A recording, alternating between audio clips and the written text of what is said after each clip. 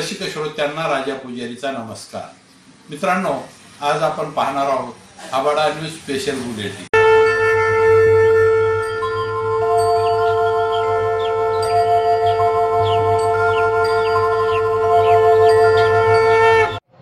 राष्ट्रसंत पाचलेगावकर महाराज यांची 38वी पुण्यतिथी महाराष्ट्रभर साजरी करण्यात आली. परभणीच्या त्रिमूर्ती नगर येथील सद्गुरू पाचलेगावकर महाराज चिन्मय शक्तीपीठात ही पुण्यतिथी साजरी करण्यात आली. धर्माच्या माध्यमातून राष्ट्रधर्म आणि समाज धर्माचं ज्यांनी पोषण केलं असे धर्मभास्कर राष्ट्रसंत पाचलेगावकर महाराज हे हिंदुस्थान पोषी वटवृक्षाला आलेलं एक अद्भुत आणि एक अगम्य असं दुर्लभ फळ होतं. धर्माच्या माध्यमातून समाजात घुसलेल्या अनिष्ट प्रथांना महाराजांनी मूठ माती दिली. धर्माच्या माध्यमातून समाजाला पोषक असणाऱ्या गोष्टींची पेरणी केली. धर्माच्या माध्यमातून राष्ट्रधर्म कसा श्रेष्ठ आहे याची शिकवण दिली. अशा या महान संताची 15 ऑगस्ट 2024 ही 38वी पुण्यतिथी विविध आश्रमात मोठ्या भक्तिभावाने साजरी करण्यात आली. नारायण दत्तानंद सरस्वती, माधवाश्रम स्वामी व राष्ट्रसंत पाचलेगावकर महाराज या 3 गुरु शिष्यांचा प्रमुख पुण्यतिथी सोहळा दत्तवाडी नैकोटा येथे मोठ्या प्रमाणात दरवर्षी साजरा करण्यात येतो. हा परंपरेने चालत असलेला पुण्यतिथी सोहळा आहे. त्यामुळे बहुतेक भक्त आणि शिष्य या सोहळ्याला उपस्थिती लावतात. या व्यतिरिक्तही नांदेड, सोनपेठ, पाचलेगावकर, मुंबई, मुलुंड, खामगाव आदी आश्रमात ही पुण्यतिथी सोहळा साजरा केला जातो. राजा पुजारी व अशोक महाराज पानगावकर यांनी सद्गुरू पाचलेगावकर महाराज चिन्मय शक्तीपीठ दत्तनगर येथे पुण्यतिथी उत्सव मोठ्या धुमधडाक्यात साजरी करण्यात आला. प्रथम महाराजांना रुद्र अभिषेक करण्यात आला. वक्षाच में वशांच में वशंच में मनहंच में धेनुच में अयज्ञनिपताम प्राणयज्ञनिपताम अपायज्ञनिपताम ज्ञानोयज्ञनिपताम चक्षुर्यज्ञनिपताम श्रोत्रयज्ञनिपताम मनोयज्ञनिपताम आदित्यनात्मायज्ञनिपताम यज्ञोयज्ञनिपताम एकाच में द्विदच में पंचच में सप्तमच में नवमच में एकादश में पंचदशंच में सप्तदशंच में नवदशंच में एकंदरंच में त्रयोदशंच में चतुर्दशंच में विष्टाचार्य में दशंच में चतुर्दश में द्वादश में षोडश में चतुर्विंशति में विष्टादश में द्वादश में चतुर्चत्वारिंश में चतुर्चत्वारिंश में द्वादश में प्रसवश्च में चतुर्थ में सुवच्च मूर्धाच में व्यष्टियं चान्तयञ्च भूण गुणोत्पत्तिश्च हरि ओम विलाद्युम यज्ञनिर्बस्पतिरुत्थामदानि शंश विश्वदेवाः सुप्तवाचा पृथिवी मातर्मामहे मधुषे मधुषायि मधुमतिं देवभ्यो वाचबुद्धाशिषणां मनुष्यवेद्यं महादेवान्तु शुभायतरन्तु. ओम शांति शांति शांति. हरि ओम ध्याये नित्यं महेश. राष्ट्रसंत पाचलेगावकर महाराज यांनी केलेल्या समाज पोषक आणि राष्ट्रहितपर कार्याचा थोडक्यात आढावा राजा पुजारी यांनी घेतला. भाविक भक्तांनो आणि असे अशोकराव महाराज पानगावकर आपल्या सर्वांपुढे महाराजांविषयी बरंच काही सांगता येईल. तसं पाहिलं तर मला महाराजांचा सहवास वयाच्या 13व्या वर्षापासून लाभला.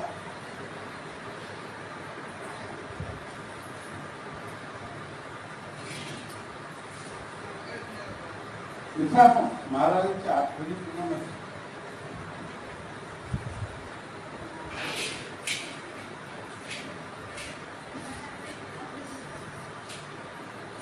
दाखवून येतात. त्याचं महत्वाचं कारण आहे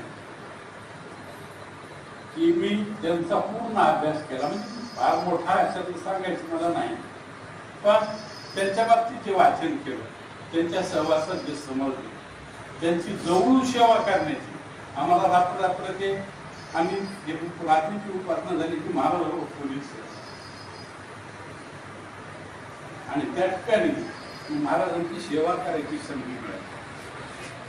त्यावेळेस त्यांना दाखवलेले काही चमत्कार हे आमच्या जवळ आणि कोणाला सांगितले नाहीत. पण निश्चित प्रमाणात महाराज हे देव होते. महाराज हे अवतार कार्य करण्यासाठी आलेले होते. देश राष्ट्रभक्तीचं कार्य करण्यासाठी आलेले होते.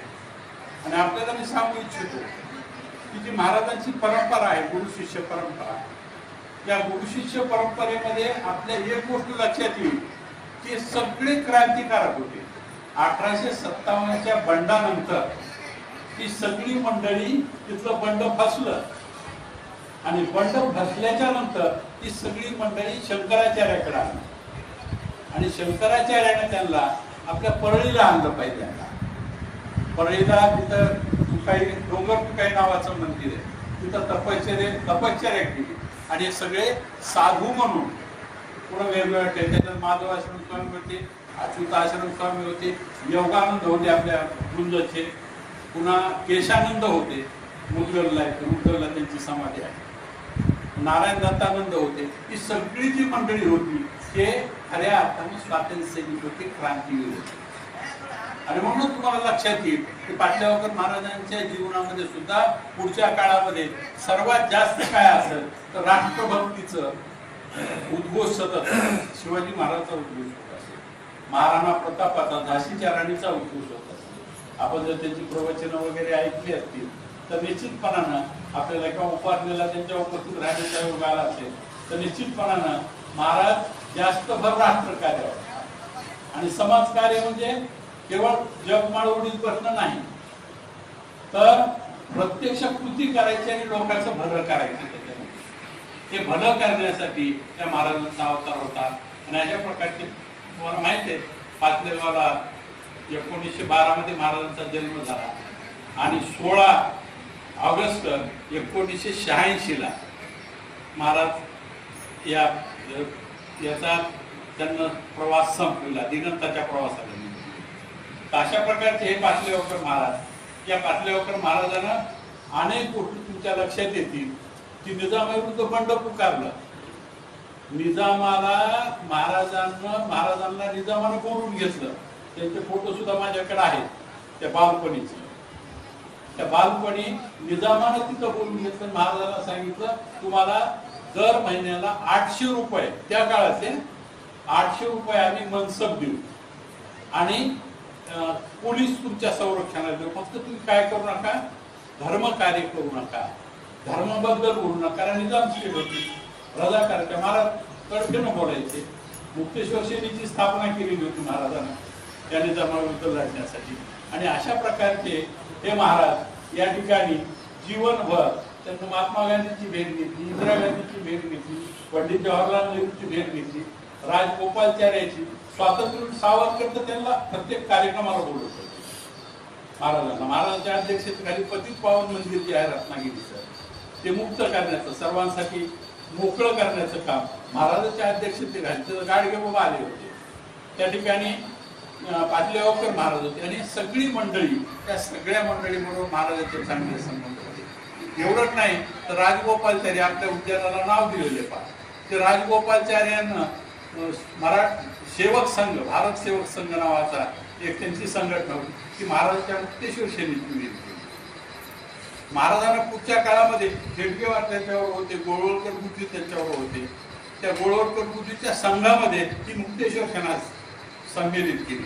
आणि देश कार्य करत असाल तर आम्हाला संमेलित करायला काही हरकत नाही असं सांगितलं.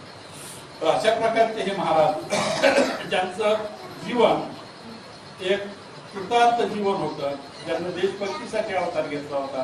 आणि अशा प्रकारचे महाराज आपल्यातून 16 ऑगस्ट 1986 निघून गेले. आणि दरवर्षी महाराजांची पुण्यतिथी वेगवेगळ्या ठिकाणी व्हायला लागलेल्या आहेत आता. पण नैकुटवाडीला मात्र दरवर्षी मोठ्या प्रमाणावरती पुण्यतिथी होते. आता यावर्षी मी ठरवलं की बाबा, मी पाटलेगावकर महाराजांना विचारलं की महाराज आपल्याला हे, महाराज तुम्ही इथंच आपण करू सगळं कार्यक्रम. आणि हा योग घडून आला पुण्यतिथीचा. आपण सगळे आलात, सगळ्यांचे आभार. आणि मी महाराजांबद्दल खूप बोलू शकतो पण प्रवचन होणार आहे पुन्हा. आणि ते महाराजांवर मी स्वतः स्तोत्र लिहिलेलं आहे. ते मोठं स्तोत्र आहे, 200-250 ओव्याचं आहे. त्यांच्यावर काही अभंग, काही काही त्याचे कॅसेट वगैरे आता पुढच्या काळामध्ये निघतील, त्याही आपल्याला ऐकायला भेटतील मला वाटतं. आणि पाडगावकर महाराजांनी ही संधी दिली त्याबद्दल मी त्यांचे आभार मानतो. आणि त्यांना आपल्या प्रवचनाला सुरुवात करावी तत्पूर्वी मी वैभव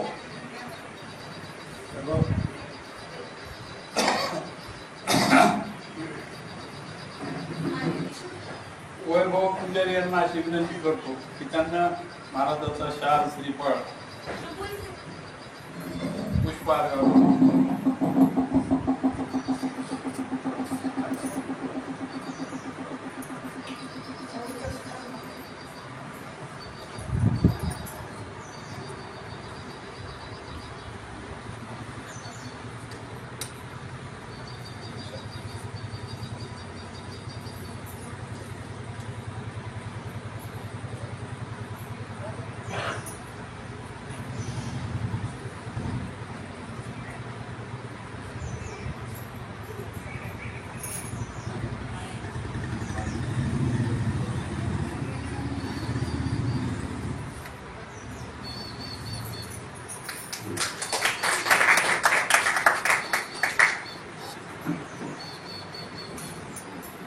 महाराजांना विनंती करतो की त्यांना आपल्या प्रवचनाला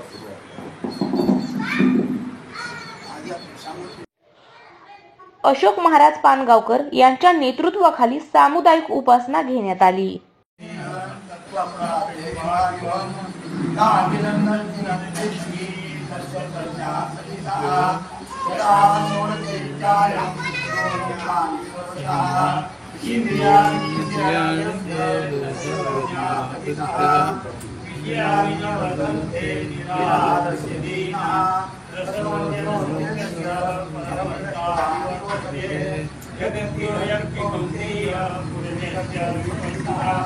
इंद्रियाणि प्रमातीनि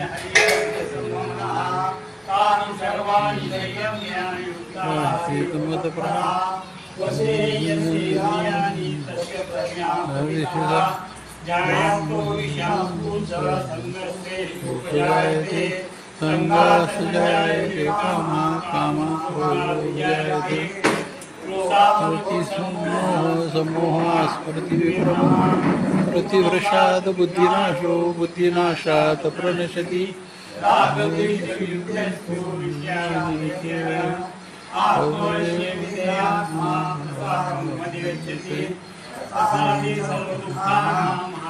सतोपजायते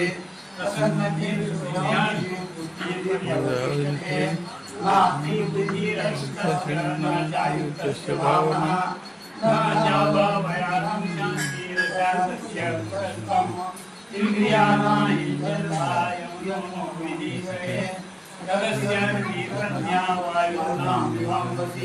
तस्मादस्य महाबाहो निगृहीतानि सर्वथा इंद्रियाणि इंद्रियार्थेभ्यः तस्य प्रज्ञा प्रतिष्ठिता यानि सर्वभूतानां हानिः संयमी यस्या जागृतिभूतानि प्रशस्यते अचलं प्रतिष्ठं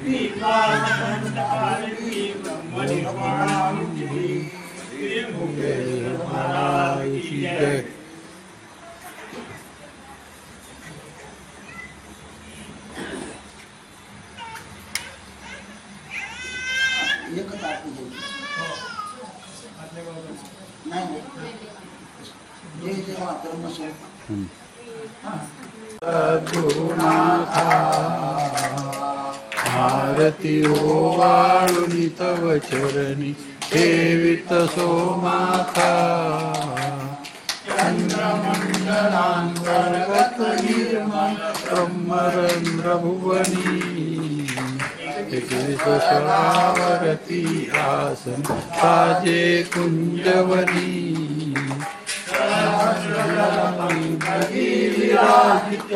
उपे माधरी कुसुम समकांती झळके शुक्लांबरधारी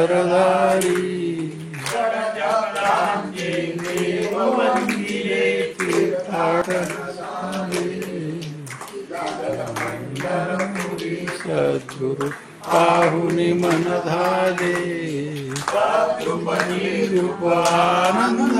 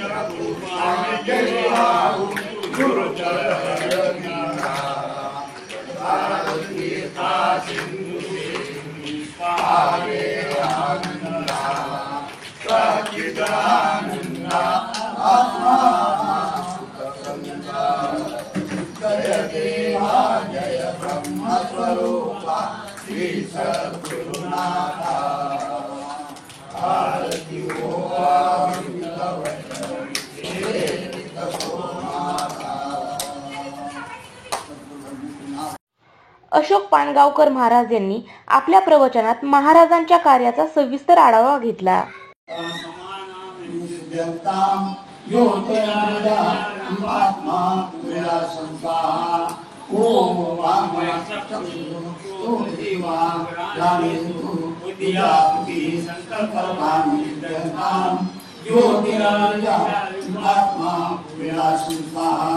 ओम सक्षम स्नायु अस्ति में जंताम योगिरात्मा भूया संस्वाहा ओम शब्द स्पर्श गंधाम योगिरात्मा भूया संस्वाहा ओम पृथ्वी आते वायु आकाशम जंताम योगिरात्मा भूया संस्वाहा ब्रह्मा विष्णु मूर्ति स्वरूपाय तथात्रे नमस्ते भोगालयाय भोगाय योग्याय धारणे हितेन्द्रियाय तथात्रे नमस्ते दिगंबराय दिव्याय दिव्योत्तराय गौरीत परब्रह्म तथात्रे नमस्ते अवधूत सदानंद परब्रह्म सुखिने विद्यार्णय रूपाय दत्तात्रेय नमस्ते अवधूत ओम राम राम ओम नमः ओम गम गम नमः ओम ब्रह्म नमः ओम हम नम अनामिकाय नमः ओम हम थम उल्लिकाय नमः ओम राम तीन करतलकरताय नमः ओम राम राम भूतय नमः ओम गम गम स्वाहा ओम गम गम शिवाय ओम हम नम भूताय ओम हम थम निवृत्ताय ओम नाम विमस्ताय ओम आयुपाय विमहे अनादिरूपाय धीमहि तन्नो प्रचोदयात् ओम दम बम तम दाय नमः ओम सिद्धाय नमः दिगंबरं त्रिकालमुखं नारायणं योगेश्वरं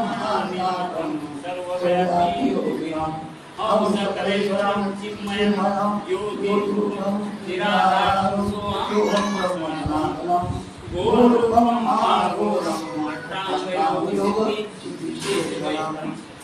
नमो भगवते दत्तात्रेयाय विष्णवे गुरुर्नमः। ओम नमो त्रैमूर्ते रुद्राय त्रैलोक्याधिपते जितेन्द्रियाय प्राणायाय नमस्ते। ओम नमो महाशिवाय स्वाहा। ओम नमो महाशिवाय स्वाहा। ओम नमो महाशिवाय स्वाहा। ओम नमो महाशिवाय स्वाहा। ओम नमो महाशिवाय स्वाहा। ओम नमो महाशिवाय स्वाहा। ओम नमो महाशिवाय स्वाहा। ओम नमो महाशिवाय स्वाहा। ओम नमो महाशिवाय स्वाहा। ओम नमो महाशिवाय स्वाहा। ओम नमो महाशिवाय स्वाहा। ओम नमो महाशिवाय स्वाहा।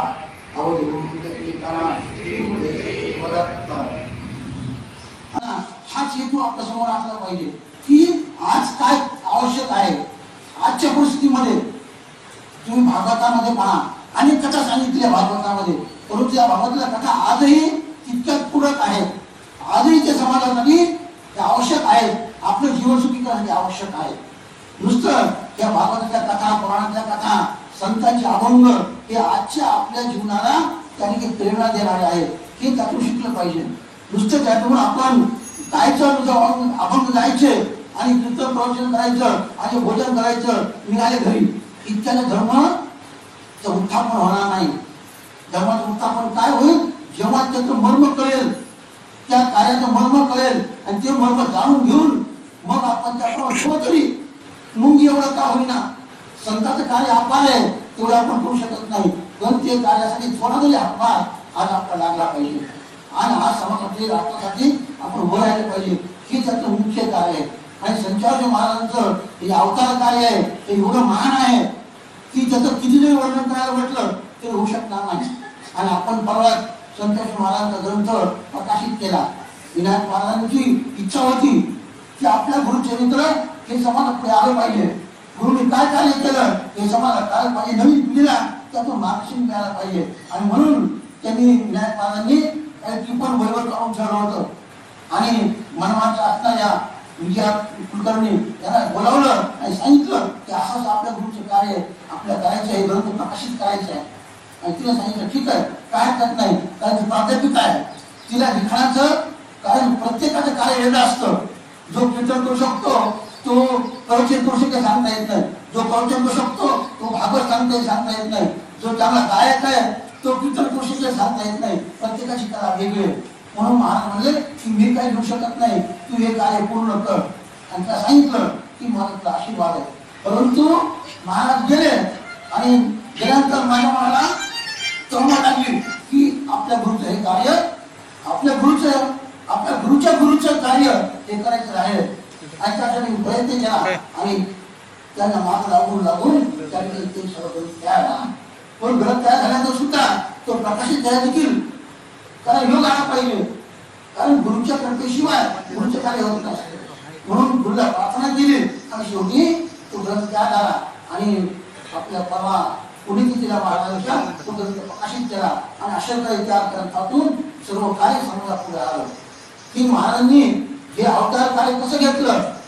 नारायण दत्तानंद हे दत्तवाडीला आले।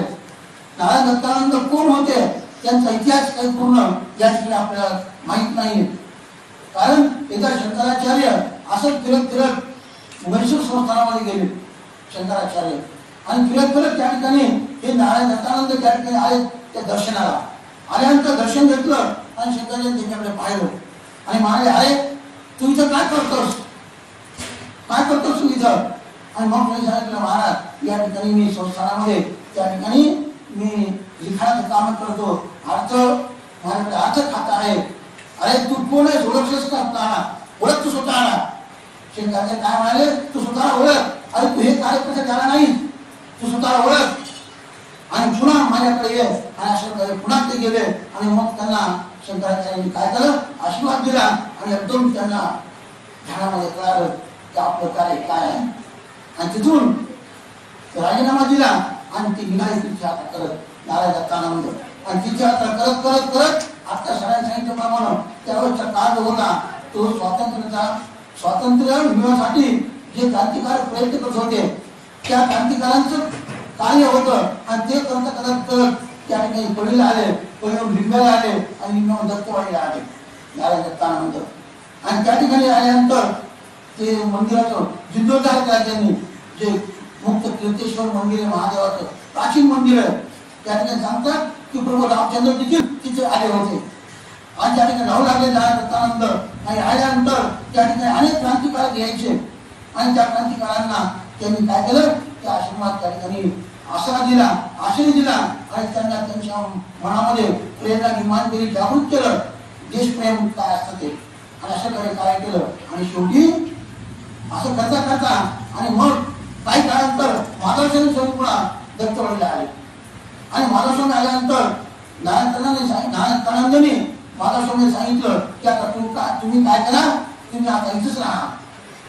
नारायणानंदांनी माधवस्वामीने सांगितलं तुम्ही इथेच राहा आणि या ठिकाणी मी पुन्हा येणार आहे, मी अवतार पुन्हा धारण करणार आहे, तेव्हा तुम्ही या ठिकाणी राहून मुक्त कीर्तेश्वराची त्या ठिकाणी सेवा करा आणि मी येईल तेव्हा तुम्ही या आणि त्या ठिकाणी पाठीला येऊन त्या ठिकाणी माझे नामकरण करा. आणि असे नारायण दत्तानंद त्यांनी काय केलं त्या ठिकाणी आपला अवतार काय संपवलं आणि ते नारायण दत्तानंद पुढे पाटलेगावला या ठिकाणी 1912 ते अवतार धारण केला आणि अवतार धारण केल्यानंतर माधवस्वामींना ध्यानात कळालं आणि माधवस्वामी आले पाटलेगावला. आल्याबरोबर त्यांनी पाहिलं आणि पाहिल्यानंतर त्या बाळाला मांडीवर घेतलं आणि सांगितलं त्याचं नाव काय ठेवलंय. तेव्हा त्यांच्या वडिलांनी सांगितलं त्याचं नाव नरसिंह ठेवलं. नरसिंह ठेवलं ठीक आहे काय करत नाही, परंतु याचं नाव मी आज संचाश्वर ठेवतो.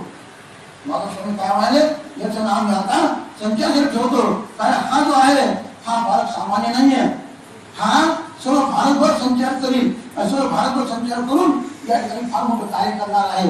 राष्ट्रकार्य, समाजकार्य, धर्मकार्य हा मोठा अवतारी पुरुष आहे आणि त्याचं नाव संचारश्वर जाईल. अशा प्रकारे माधवस्वामीने संचारश्वर महाराजांचं नाव ठेवलं आणि तिथून निघून गेले आणि अशा प्रकारे त्यांनी अवतार धारण केला. त्याचा अवतार आहे हा संचारश्वर महाराज म्हणजे आणि संचारश्वर महाराज म्हणजे कोण आहे, प्रत्यक्ष भगवान शंकराचे अवतार आहे. भगवान शंकराचे अवतार ते नारायण दत्तानंदांनी या ठिकाणी अवतार घेतला तर माधवस्वामीने हे सांगितलं. माधवस्वामी सांगितलं हा अवतार हा भगवान शंकराचा आहे आणि अशा प्रकारे त्या ठिकाणी बालपणी संतोष महाराज राहू लागले आणि पाटलीगावात राहत असताना त्या ठिकाणी मग काय मोठे झाले. त्यानंतर काय करावं कारण हे सत्पुरुष असतात ना ते सत्पुरुष लहानपणापासूनच ते दिव्य अशा वातावरणात राहतात. त्यांचं चरित्र त्यांचं सर्व जीवन आयुष्य हे वेगळंच असतं. जरी ते आपल्या प्रपंच टाकले पण ते ध्यान वेगळं असतं. मग काय करायचं संत महाराजांनी आपले 2-4 मित्र जमवायचे आणि गाडा तयार करायचा आणि त्या ठिकाणी महादेवाची पिंड ठेवायची त्या गाड्यावर आणि मिरवणूक काढायची आणि अशा प्रकारे सर्व गावात फिरायचं आणि अशा प्रकारे ओम नमः शिवाय, ओम नमः शिवाय, मुक्तेश्वर महाराज, मुक्तेश्वर माऊली, मुक्तेश्वर माऊली म्हणून म्हणजे सांगण्यात काय की त्यांच्या लहानपणापासूनच त्यांच्या अंतःकरणामध्ये मुक्तेश्वर माऊलीचं त्या ठिकाणी प्रेम होतं आणि म्हणून पाटलीगावला जे आज मुक्तेश्वर मंदिर आहे गावामध्ये ते पूर्वी माळावर होतं. गावाच्या बाहेर होतं नाव आणि त्या ठिकाणी सगळं जंगल होतं. त्या ठिकाणी पूर्ण जंगल होतं तर त्या ठिकाणी महाराजांनी काय केलं ते मुक्तेश्वर माऊलीचं ते स्वयंभू जी पिंड आहे ती गावात आणून स्थापन केली आणि गावात आल्यामुळं त्या ठिकाणी सर्व लोकांना रोज दर्शन होऊ लागलं. रोज त्या ठिकाणी अभिषेक दर्शन आणि मोठी यात्रा होऊ लागली आणि महाराजांच्या या सहवासामुळं त्या ठिकाणी सर्वांचा उद्धार होऊ लागला हो. आणि अशा प्रकारे काही काळ गेला आणि एके दिवशी काय झालं एके दिवशी त्या ठिकाणी महाराज काय करायचे रोज जाऊन त्या बाहेर पाण्यावर जाऊन त्या ठिकाणी ध्यानस्थ बसायचे. त्या ठिकाणी अजूनही महादेवाचं मंदिर आहे, अजून त्या ठिकाणी ते महादेवाचं मंदिर आहे आणि त्या महादेवाच्या मंदिरात जाऊन ध्यानस्थ बसायचे आणि अशा प्रकारे ध्यान बसले असताना त्या ठिकाणी काय झालं तिकडे घराला आग लागली. तिकडे घराला आग लागली आणि सकाळीच महाराजांनी सांगितलं होतं की अरे या ठिकाणी आपल्या घराला आग लागणार आहे आणि सावध राहा आणि त्याला तिकडे कळालं आग लागली म्हणून आणि ध्यान उठले आणि आले घरी आणि तो पण काय सगळं वाडा त्या ठिकाणी जळून गेला आणि त्यात म्हातारी जी होती ती तिथे जळून गेली. आणि मग अशा प्रकारे ते सगळं पाहिलं आणि संचालक महाराजांनी काय केलं सांगितलं. त्यावेळेला फक्त वय किती होतं 8 वर्ष, फक्त 8 वर्ष वय होतं. आणि त्या 8 वर्ष वयामध्ये त्यांनी काय केलं सांगितलं की आता या ठिकाणी निघालो आणि घराचा त्याग केला. संचालक महाराजांनी घराचा त्याग केला आणि निघाले विदर्भामध्ये. आणि विदर्भामध्ये जाऊन त्या ठिकाणी जी सकाळ महाराजांची दोन्ही आहे त्या ठिकाणी गेले आणि त्या भागात जाऊन त्या ठिकाणी तपश्चर्या केली. अनेक काळपर्यंत जवळजवळ 12 वर्ष 15 वर्ष त्या ठिकाणी तपश्चर्या केली. आणि अशा प्रकारे तपश्चर्या करत त्या ठिकाणी ते जायला लागले. आणि असं करता करता त्या ठिकाणी पुन्हा मग ते दत्तवाडीला आले आणि दत्तवाडीला आले आणि माधव स्वामींचं आणि त्यांचं पुन्हा त्या ठिकाणी दर्शन घेतलं. माधव स्वामी दर्शन घेतलं संत महाराजांनी. आणि माधव स्वामी सांगितलं की अरे संत शाळा आता मला तू मुक्त कर, आता मला मुक्त कर आणि आता मला जायचंय, आता मला जायचंय. आणि तुझं हे जे या ठिकाणचं जे स्थान आहे ते मुख्य तीर्थेश्वर या ठिकाणी तुम्हाला सांगितलं होतं की तुम्ही सांभाळा. आता मी तुला हे सगळं त्या ठिकाणी अर्पण करतो आणि या ठिकाणी आता तू राहा दर्शन केलं. म्हणून माधव स्वामीने काय केलं मग त्या ठिकाणी घेत ठेवला आणि माधव स्वामीला त्या ठिकाणी समाधी देण्यात आली. जल समाधी खडका लावले दत्तवाडीजवळ खडका त्या ठिकाणी माधव स्वामी जल समाधी देण्यात आली. आणि अशा प्रकारे त्या ठिकाणी मग संतांच्या महाराजांचं कार्य सुरू झालं. आणि संतांच्या महाराजांनी त्या तो जो काळ होता तो अत्यंत कठीण असा काळ होता. कारण त्यावेळेला मुघल साम्राज्य पसरलं होतं, सगळं मुघल साम्राज्य होतं. आणि अशा प्रकारे अनेक अन्याय अत्याचार होऊ लागला आणि इतका अत्याचार वाढला. असं म्हणतात की एक घटना सांगतात की त्या पाचलेगावला एक मुस्लिम फार त्रास देऊ लागला. एक मुस्लिम फार त्रास देऊला. स्वतः महाराज गेले त्या ठिकाणी आणि जाऊन त्याचा बंदोबस्त केला आणि त्याला थुकून काढलं. सांगितलं लक्षात ठेव, आता जर कोण त्रास दिला तुला गावात राहता येणार नाही. आणि त्याला त्या ठिकाणी गाव सोडायला लावलं. इतकं लहानपणापासून त्या ठिकाणी आपण धर्माविषयी आपल्या समाजाविषयी त्यांना प्रेम होतं. आणि हे जे प्रेम आहे ते संत जे असतात त्यांचं जीवन हे कसं असतं परोपकारासाठी असतं. आणि मग अशा प्रकारे त्यांचं कार्य सुरू झालं. आणि अशा प्रकारे करता करता त्या ठिकाणी स्वातंत्र्य चळवळ सुरू झाली, स्वातंत्र्याची चळवळ सुरू झाली. आणि स्वातंत्र्य चळवळीमध्ये स्वतः पाटोदा महाराजांनी संतांच्या मागे भाग घेतला. आणि भाग घेऊन त्यावेळेला तर आपला जो प्रांत होता मराठा हा निजामाच्या काळामध्ये निजामाच्या सत्तेखाली होता. तेव्हा महाराजांनी पाहिलं की आज जर आपण गप्प राहिलो तर या ठिकाणी आपल्या समाजावर मोठा अन्याय होत आहे. आज आपण पाहिलं ना काय होतं जगामध्ये आपल्या समोर आहे. इतके दिवस आपण काय केलं पुस्तकात इतिहास वाचला आता भयानी पायशी मिळाली बांगलादेशात काय व्हायलं. हे मुस्लिम समाज आपल्या किती अत्याचार करतात त्याचा भयानी पायशी मिळाली. आणि आता लोकांना पटलं की खरोखरच या ठिकाणी ते जे कार्य केलं पुढच्या लोकांनी किती महान कार्य होतं. आणि म्हणून पाचवा महाराज काय करायचे प्रत्येक प्रवचनामध्ये शिवाजी महाराजांचा उल्लेख करायचे. शिवाजी महाराजांचा उल्लेख करायचे, जयजयकार करायचे, महाराणा प्रताप गुरु गोविंद सिंग या सर्वांचा उल्लेख करायचे. आणि सांगायचे की अरे उठा जागे व्हा. प्रत्यक्ष महाराज सांगायचे तुम्ही किती प्रवचन ऐकले असतील, मी देखील काही 10-12 प्रवचन ऐकले. असा द्वेष त्यांना असा द्वेष यायचा प्रवचन करतोय. आणि सांगायचे अरे काय झोपला तुम्ही, उठा, पाठ काय चाललं समाजामध्ये आणि तुम्ही असं झोपला, उठा जागे व्हा. आणि जर तुम्ही आज जागे नाही तर तुम्हाला काय करावं लागेल, मशिदीमध्ये जावं लागेल. स्पष्ट उल्लेख आहे महाराज चरित्रामध्ये. महाराज म्हणाले संतोष महाराज म्हणाले अरे आपण या मंदिरात बसलो आज आपण इथे प्रार्थना करायलो, आपण या ठिकाणी सगळी आरती करायलो, आपल्या देवाचं नाव घ्यायलो. जर शिवाजी महाराज नसते तर आपल्या मशिदीत जावं लागलं असतं. जर शिवाजी महाराज नसते तर आज आपल्या मशिदीत जावं लागलं असतं. आणि हे वाक्य आज पुन्हा सत्य व्हायची वेळ आली. हे आज सत्य व्हायची वेळ आली. आणि हे जे चरित्र सांगायचं त्याचा उद्देश काय की आपण देखील सावध राहायला पाहिजे. आज आपण देखील सावध राहायला पाहिजे. आणि जेवढं शक्य होईल तेवढं आपल्याला आपण केलं पाहिजे. आणि म्हणून जेव्हा निजामाचा अत्याचार वाढला तेव्हा महाराज न भीता त्या ठिकाणी प्रचार करायचे. तेव्हा निजामाने बोलावून घेतलं महाराजांना. आता सरांनी सांगितलं की निजामाने सांगितलं महाराज तुम्ही काही बोलू नका, फक्त आमच्या विरुद्ध बोलू नका. तुम्हाला काय करायचं, तुमचं प्रवचन करा, तुमचं प्रार्थना करा, काय करायचं करा, फक्त आमच्या विरुद्ध बोलू नका. जर तुम्ही आमच्या विरुद्ध बोलले नाही तर तुम्हाला आम्ही काय करू, तुमच्या रक्षणासाठी 2 पोलीस 24 तास तुम्हाला राहतील. तुम्हाला 800 रुपये त्या काळामधले, म्हणजे आजच्या काळामध्ये 10-20 लाख रुपये होतील. 100-125 गोष्ट येईल. त्यानंतर तुम्हाला 800 रुपये पेन्शन सुरू करू, तुम्हाला काय म्हणतात ते देऊ. पण महाराज म्हणले, अरे तुझे 800 काय, तुझा 1% देखील मान नको. भर दरबारामध्ये त्यांनी सांगतात, सगळा दरबार भरला होता आणि दरबारामध्ये सत्यश्री महाराजांचा सत्कार केला सुरुवातीला. आणि महाराज पट सांगितलं की हे तुझा 1% नको मला, आणि तू आमच्या धर्माच्या विरुद्ध बोलतोस, तुझा 1% नको, तू काय करतोस, काय करू शकत नाही तू माझं. आणि धर्मात उठले आणि झाले, काय करू शकला नाही निजाम. परंतु निजामाचं कार्य होतं की कसंही करून या महाराजांना पकडायचं. आणि निजामानं खूप प्रयत्न केला, परंतु महाराज निघाले. कारण माधव स्वामींना त्यांनी निरोप पाठवला होता. जेव्हा महाराज विदर्भामध्ये होते आणि माधव स्वामींनी काय केलं, एक मनुष्य पाठवला आणि सांगितलं की हा अंगारा घेऊन संचार दे आणि सांग की ताबडतोब तू गुप्त रीतीने निघून जा, निजाम येत आहे पकडायला.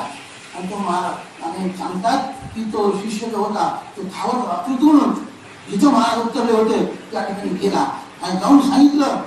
आणि त्यावेळेला असा बरोबर बंदोबस्त होता की कोणामध्ये येऊ देत नव्हते. कारण माहित होतं की निजामाची सैन्य कधी येईल सांगता येत नाही. परंतु त्यांनी सांगितलं मी माधव स्वामीकडून आलो आहे असं म्हणतात. मग त्यांना बुद्धी दिलं आणि सांगितलं, महाराज मला स्वामीने पाठवलं आणि तुम्ही अंगारा घ्या आणि तुम्ही अंगारा खा. आणि महाराजांनी सांगितलं की गुप्त व्हा आणि या निजाम तुम्हाला पकडायला येणार आहे. आणि महाराजांनी काय केलं, स्वामींचं स्मरण केलं आणि स्वामींचं स्मरण करून त्या ठिकाणी तो अंगारा भक्षण केला, सर्व आपल्या अंगारा लावला. आणि सांगतात की लोक बाहेर वाट पाहू लागले की आता महाराज येतील, नंतर महाराज येतील. परंतु महाराज एकदम आदर्श झाले, तिथून एकदम आदर्श झाले आणि नागपूरकडे निघून गेले. आणि नागपूरमधून गोव्यामध्ये निघून गेले, गोवा. कारण काय झालं, या निजामाचं जसं महाराष्ट्रावर वर्चस्व होतं तसं विदर्भ प्रांतामध्ये होतं आणि ते सैन्य पाठवलं होतं. आणि गोव्यामध्ये गेले आणि गोव्यात जाऊन त्या ठिकाणी काय केलं, त्यावेळेला गोवा हा फ्रेंच याच्या ताब्यामध्ये होता, इंग्रजांचा नव्हता, पोर्तुगल ताब्यामध्ये होता गोवा प्रांत.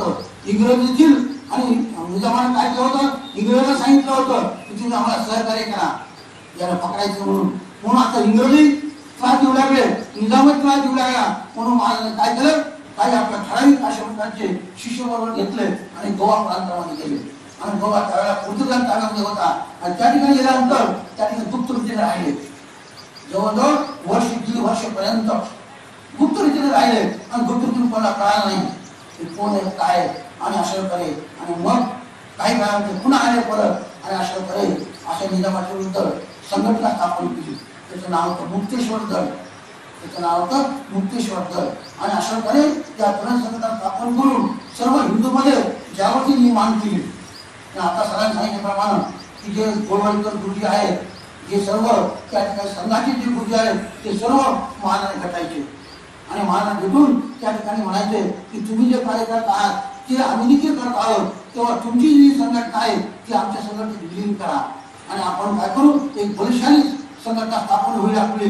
आणि म्हणून आपण त्या ठिकाणी एकत्र येऊन कार्य करू अशा करे. आणि मग पहा अशा असतात माणसं की संत हे परोपकारी असतात, त्यांना कोणत्या पदाची कोणत्या मोठ्या हाम असते. आणि संतांनी मला सांगितलं ठीक आहे काय हरकत नाही, एका क्षणात होकार दिला, एका क्षणामध्ये. असं नाही मी संघटना स्थापन केली, मी प्रमुख आहे, मी तुम्हाला कशाला देऊ असं म्हटलं नाही. कारण त्याला माहित होतं की ही जी संघटना RSSची ही देखील धर्म कार्य करते, राष्ट्रभक्ती त्यांच्यामध्ये आहे. आणि अशा मग ती संघटना स्थापन होऊन टाकली आणि अशा महाराजांनी कार्य केलं आणि इतकं कार्य केलं की त्या ठिकाणी. आणि मग जेव्हा स्वातंत्र्य मिळालं तेव्हा त्या ठिकाणी जेव्हा संत महाराज पुन्हा या महाराजांनी आले आणि पुन्हा जोमाने कार्य सुरू केलं. म्हणजे सांगण्यात तात्पर्य काय की या निजामाच्या विरुद्ध जे शिवाजी संत महाराजांनी कार्य केलं ते कार्य आज करायची वेळ आली आपल्यावर, आज करायची आपल्याला वेळ आली. का आज आपण सावध झालो नाही तर पुन्हा अजून 25, 40, 50 वर्षांना फार कठीण परिस्थिती होणार आहे, फार कठीण होणार आहे. आज बांगलादेशात जे झालं ना त्याच्यापेक्षा भयंकर होणार आहे. आणि कालच टीव्हीवरती रिपोर्ट आला की जेव्हा 47ला पाकिस्तान निर्माण झाला तेव्हा या मुसलमानांची इस्लामची ऐकून पाकिस्तान दिला त्यांना, तरी देखील त्यांनी हिंदूची कत्तल केली. 10 लाख हिंदू मारले या मुस्लिमांनी. म्हणजे भयंकर अशा प्रकारचे दैत्य हे जे कंसानं केलं, जे पूर्वीच्या काळी आपण भागवतात ऐकतो ते दैत्य या आजच्या काळामध्ये आहे. आणि आज आपण सावध झालो नाही. आता आपण सावध झालो म्हणजे काय करायचं हा प्रश्न पडतो ना. काय करायचं आम्ही जातो रोज मंदिरात जातो, पूजा करतो, आरती करतो, उपासना करतो, आम्ही सावध आहे हे आहे. पण अजून एक सावध होणं महत्वाचं आहे. काय सावध व्हायचं की जे कोणी धर्म कार्य करतात, आता स्पष्टच बोलतो, जे पक्ष धर्म कार्य करतो त्याला मतदान करायचं. करायचं नाही. कोणी 10,000 देऊ, कोणी 50 लाख देऊ, किती पैसे देऊ, आता तुम्ही सावध व्हा. जे पक्ष व कोणी असो ती व्यक्ती कोणती पदावर असू द्या, जो पक्ष धर्म कार्य करील, जो पक्ष हिंदूचं धर्माचं रक्षण करील त्याला मतदान केलं पाहिजे. तरच आपण खरे हिंदू आहोत हे लक्षात घ्या. आज ही खरोखरच ही काहीतरी संचाचे महाराजांची योजना होती. संचाचे महाराजांची काही योजना आहे. आणि म्हणून संचाचे महाराज सांगायला ते संचाचे महाराज सांगायले की मी महाराज काय सांगत नाही. कारण त्यांनी किती तळमळ केली, त्यांनी धर्मासाठी किती कार्य केलं, सगळं आपला प्राण खर्च केला. आणि एवढं सांगायचं कार्य काय, जर धर्मरक्षण झालं तर राष्ट्र राहील, आणि राष्ट्र राहिलं तर आपण राहू. म्हणून आपण काय केलं, आपण आपल्या धर्मामध्ये अहिंसा परम धर्म म्हटले. अहिंसा, दया, क्षमा, शांती हे सगळं तत्व चांगले. परंतु जर कोणी आपल्या धर्मावर चालून आलं तर त्याचा देखील प्रतिकार पाहिजे. आपल्यावर शक्ती पाहिजे, तेवढं धैर्य ते आपण आपल्याला आणलं पाहिजे. आणि ते आणल्याशिवाय आपण जगू शकणार नाही. जेव्हा आपल्या जीवावर भेटतं, जेव्हा आपल्या धर्मावर भेटतं, तेव्हा माणसाला एक साधी मांजर असू द्या, ती मांजर आपण एखाद्या खोलीमध्ये गेलो आणि त्या मांजरीला जर बाहेर रस्ता मिळाला जायला तर ती काय करते, आपल्यावर मांजर किती लहान प्राणी आहे पण येऊन आपल्याला हल्ला करते. किती लहान सामान्य प्राणी आहे, कारण काय तिला वाटतं की आता माझा प्राण जाईल, पण ती आपल्याला धाव देते. तसं आता आपला प्राण जायची वेळ आलेली आहे. आपल्या धर्माचं रक्षण करणं आवश्यक आहे. नुसती गीता वाटून चालणार नाही. परित्राणाय साधूनां विनाशाय दुष्कृतां धर्म संस्थापनार्थाय संभवामी युद्धे. गीता काय सांगते, अर्जुनाला काय सांगितलं गीतेनं, भगवंताला काय सांगितलं, अर्जुना तू क्षत्रिय आहे आणि तुझं कार्य काय, धर्मरक्षण करणं. हे गीता म्हणजे आपल्याला काय वाटतं की कौरव पांडव हे भाऊ होते आणि त्या भावाचं भांडण आहे. हे भावाचं भांडण नाही आहे, हे धर्म आणि अधर्माचं भांडण आहे. हे धर्म आणि अधर्माचं भांडण आहे. म्हणून भगवंताने सांगितलं की धर्म पालन करण्यासाठी मी अवतार धारण केला. आणि धर्म पालन करणं हे प्रत्येकाचं कर्तव्य आहे. आणि आपल्या धर्मानं काय केलं, आपल्या धर्मानं अति सहिष्णुता, अति दया, क्षमा, शांती, अति केलं. अति काय केलं आपण, जे परकीय लोक आले त्याला राहायला जागा दिली. परवा लेख आला होता आपल्या अमरावती जिल्ह्यामध्ये, एक खेडेगाव आहे. परवा लेख वाचला मी. अमरावती जिल्ह्यामध्ये एक खेडेगाव आहे आणि त्या खेडेगावामध्ये काय झालं, एक मुस्लिम आला, त्याला 4 मुलं होते आणि एक पत्नी होती. आणि आला तो, आणि त्या गावामध्ये एकही मुस्लिम घर नव्हतं. आला, सरपंचाकडे गेला, सरपंचाने विनंती केली, अहो कसं करा, मी मरायला टेकलो, खायला नाही, मला काही नाही, आणि काही करा, तुम्ही कोणतं काम सांगा, मी तुमचं सर्व काम करायला तयार आहे. तुमच्या गावात काही काम करायला तयार आहे, मला तुम्ही इथं राहू द्या. ही प्रत्येक घडली घटना आहे बरं, ही काही मनाचं काही नाही. ते सर्व मला आठवलं. काय सांगायला त्याच्या महाराजांची प्रेरणा आहे. तर तिने काय केलं, गोड बोलून राहायला सगळ्या विचार केलं, कसं काय राहू द्या, एखाद्या मनुष्य काय व्हायले राहुले, एखाद्या कुटुंबाने काय व्हायले राहायला. तो राहायला 10-5 वर्ष काय झालं, त्याची मुलं मोठी झाले. 4 मुलं होते, 4 मुलांचे लग्न झाले, 4 मुलांची संतती वाढली, 4 मुलांची संतती झाली, 4चे 16 झाले, 16चे 50 झाले, 50चे 200 झाले. आणि आज अशी परिस्थिती आहे, आज त्या गावामध्ये 60-70% मुस्लिम झाले आणि आता हिंदुस्थान झाले. सत्य परिस्थिती आहे. जर आपण लक्ष घालणार नाही तर ही वेळ आपल्याला देखील येणार आहे, ही वेळ आपल्याला येणार आहे. आणि म्हणून ही पुण्यतिथी साजरी करण्याचा उद्देश काय आहे की संताजी महाराजांचं कार्य काय होतं ते आपण जाणून घेतलं पाहिजे. आणि ते कार्य जाणून घेऊन पूर्ण कार्य करते वेळेस नुसतं मंदिरात जाऊन गीता वाचून चालणार नाही, तर त्या ठिकाणी प्रत्यक्ष आचरणात गीता आणली पाहिजे. आपलं कर्तव्य काय आजच्या परिस्थितीमध्ये ते आपण जाणलं पाहिजे. संताजी महाराजांनी गाव फिरून सगळं आयुष्य खर्च केलं. स्वातंत्र्य मिळाल्यानंतर काय केलं असेल, आपल्या स्वातंत्र्य मिळाल्यानंतर काय केलं, संताजी महाराजांनी सुरपाडी जाऊन शेतकऱ्यांना मदत केली. ज्यांचे बैल नव्हते त्यांच्याकडे तर संताजी महाराजांनी त्यांची शेती नांगरून गेली. शेतकऱ्यांना कंपोस्ट खत काय करून गेले. जेव्हा दुष्काळ पडला होता आपल्या महाराष्ट्रामध्ये तेव्हा जिंतूर आपल्या परभणी या सगळ्या जिल्ह्यामध्ये फिरून धान्य गोळा केलं. संताजी महाराजांनी धान्य बँक काढली आणि धान्य बँक काढून त्या ठिकाणी धान्य गोळा केलं आणि जे अत्यंत गरीब आहेत त्याला ते धान्य वाटप केलं. म्हणजे किती कार्य केलं आपण त्याच्यावर वर्णन करू शकत नाही. एवढं महान कार्य या संतांनी केलं आणि तेच कार्य रामदास स्वामींनी पुढे केलं. तेच कार्य सर्व संतांनी केलं. तुकाराम महाराजांनी काय केलं, जेव्हा दुष्काळ पडला होता सगळं धान्य वाटून टाकलं. असा विचार केला नाही की पुढे आपलं कसं होईल, असा विचार केला नाही. संत कसे असतात ते परोपकारी असतात, त्याचं जीवन हे समाजासाठी असतं. ते आपण जाणून घेतलं पाहिजे, आपण हे ओळखून घेतलं पाहिजे, जाणून घेतलं पाहिजे. आणि तरच आपण शिष्यमाचे लायक आहोत, तर आपण धर्माचे खरे पाईक आहोत. जर आपण हे ओळखलं नाही तर आपल्या देखील आपलं जीवन आता कसे जाईल, आपले 25 वर्ष कसे जातील, अजून 25 वर्ष आपल्या कसे जातील. पण येणारी पिढीचं कसं व्हावं, येणारी पिढी त्या ठिकाणी काय करेल. जे आपण आज संताजी महाराज, सावरकर, त्यानंतर सर्व स्वातंत्र्य सैनिकांचं गुणगान करतो. आज आपण सगळं स्वातंत्र्य सैनिकांचं गुणगान करतो की त्याच्यामुळे आम्हाला स्वातंत्र्य मिळालं. परंतु आज आपण दक्ष राहिलं नाही आणि उद्या जर याचा अत्याचार वाढला तर येणारी पिढी काय म्हणेल की आमच्या पुढच्या लोकांनी काय केलं नाही, काही सुरक्षेसाठी आमच्या काही केलं नाही, काही संस्कार केले आमच्यावर. कसं असतं पहा, मुलाला चांगले संस्कार केले ठीक आहे, मुलाला चांगले संस्कार केले ठीक आहे.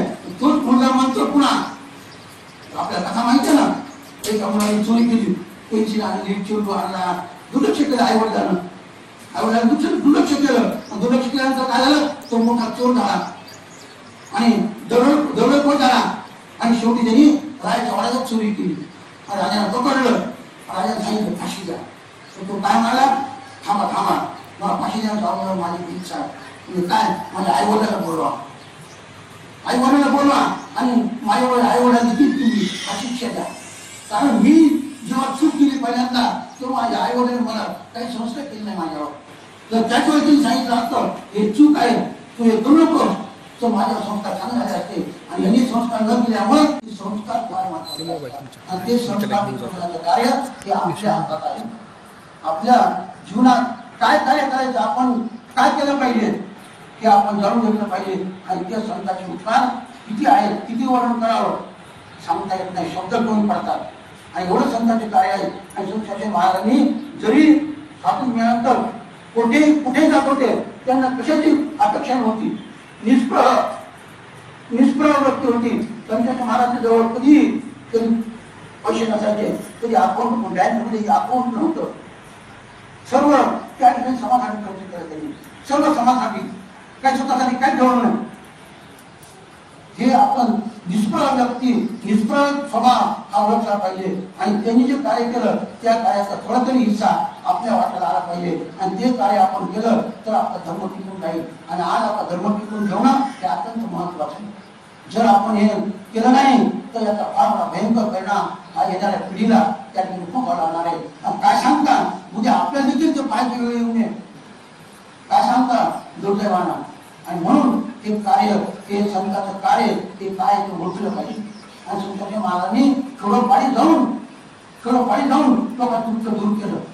कितीतरी भानामती काय, कोणाची पिशाच्य बाधा काय किती कार्य केलं संतांच्या महाराजांनी. आणि विनायक महाराज देखील पुढे तेच कार्य केलं. विनायक महाराज सुद्धा त्यांनी सर्व संघ परित्याग केला. विनायक महाराजांनी जी नोकरी होती ती नोकरी सोडून दिली आणि सर्व दूरच्या म्हणण्याप्रमाणे सर्व जीवन आठवण केलं. सर्व त्या ठिकाणी गावोगाव जाऊन खेड्यापाड्यात जाऊन कोणी गरीब श्रीमंत कसा भेद पाहिला नाही, कोणता जातीभेद पाहिला नाही, कोणता भेद पाहिला नाही आणि सर्वत्र जाऊन त्या ठिकाणी हे कार्य केलं आणि ते कार्य घडवून घेणं आज अत्यंत आवश्यक आहे. आणि म्हणून हे कार्य त्या पुण्यतिथी निमित्तानं आपण हे सेवन केलं पाहिजे आणि त्यातून प्रेरणा घेतली पाहिजे.